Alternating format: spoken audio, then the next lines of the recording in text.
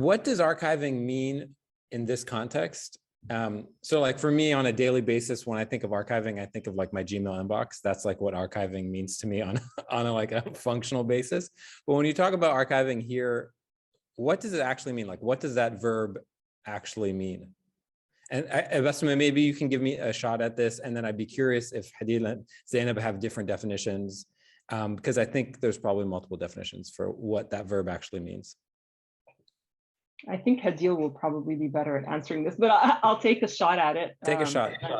I mean, I think the idea of an archive, I mean, I think we tend to think of an archive like something old and dusty, like it's something that we find, we come across a historical document or a group of photographs or something, and it's sort of like, oh, we need to like dust it away and kind of like make sense of it. But really, I think Derrida talked about the archive as not something to do with the past, but something really related to the future. It's our responsibility to sort of look at the past and not only preserve and try and make sense of it, arrange it in a method that can make sense to future generations and for ourselves. And that can really help us kind of frame what the future could be like for that particular thing that we're archiving, whether that's a political archive, whether that's a typographic archive. I think the idea is really looking at our past in order to understand our future. So that's my like take on it. How do you think she did?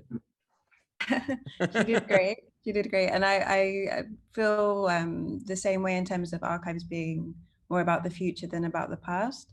Most of the kind of work that I've done about archives has been kind of looking at positionality with archives, and kind of there's obviously the state kind of archive and how it creates order, but then there's also kind of the personal archives that are more fragmented across the city and private archives. And most of my work is to do with kind of oral history, and that kind of forces you to think about kind of the archive as something personal, your relation to yourself in terms of kind of cultural memory and public memory. So that aspect of kind of gathering and ordering of memory in relation to kind of almost like a hierarchy of legacy, that's something that I think it relates to everybody. And when I was thinking about kind of the curatorial archives book that we did, it was interesting you mentioned your inbox.